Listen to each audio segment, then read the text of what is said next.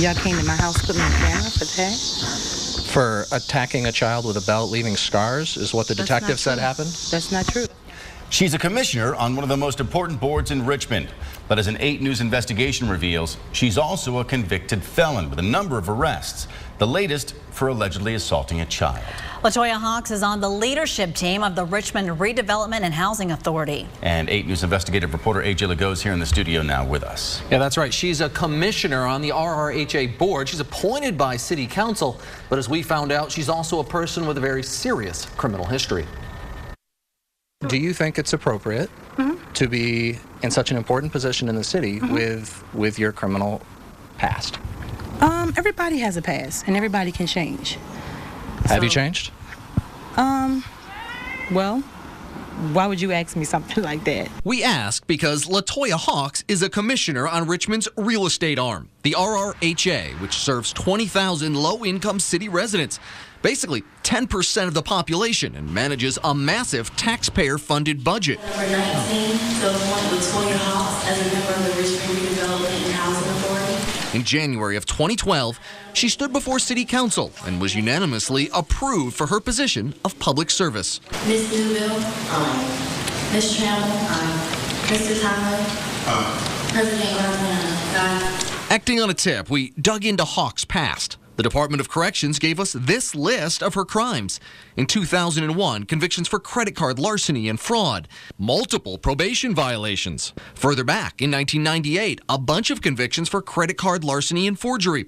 On her application to the board, Hawks does check yes when asked if she has ever been convicted of a felony. The city does know, and they're the ones that appointed me to RRHA, so if you have any further questions, you would take it up with them. They know about your convictions? Yes. All of them? Yes.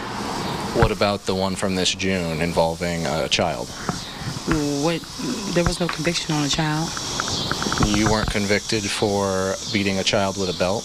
No. We then showed her this arrest warrant from January of this year for assault and battery of a family member. It has her name on it. A detective writes that a young girl revealed LaToya Hawks whooped her with a belt, leaving scars and marks on her body. Is this you?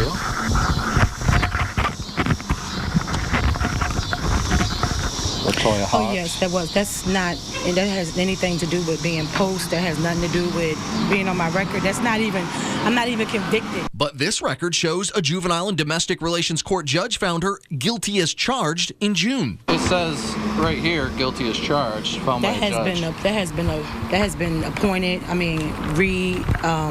evaluated, appealed and everything. That's not... You've appealed your conviction then? Right, my lawyer is handling all that. Hawks, whose RRHA bio shows she's worked at several organizations devoted to helping children, such as the Boys and Girls Club, acts as if the assault charge on a little girl isn't even a big deal. Y'all came to my house, put me on camera for that? For attacking a child with a belt, leaving scars, is what the detective said happened? That's not true. You were found guilty. No. You weren't. This right here has been, if y'all have any questions when you're referring this, I'd rather for you to talk to my lawyer.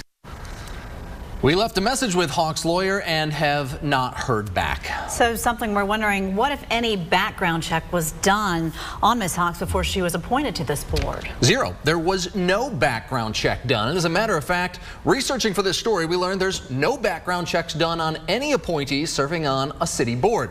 Well, City Council member Marty Jewell asked me how this was not caught until now.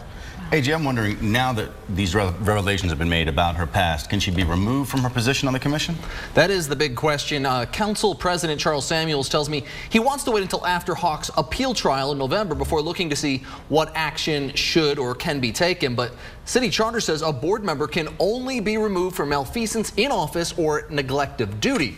So even being found guilty of assaulting a child is not grounds for removal from the board. Very interesting. All right, AJ Lagoe, thank you very much. All right, guys, remember, if you have a tip on a story you'd like me to look into, you can always email me at ajinvestigates@wric.com. Find me on Facebook and Twitter.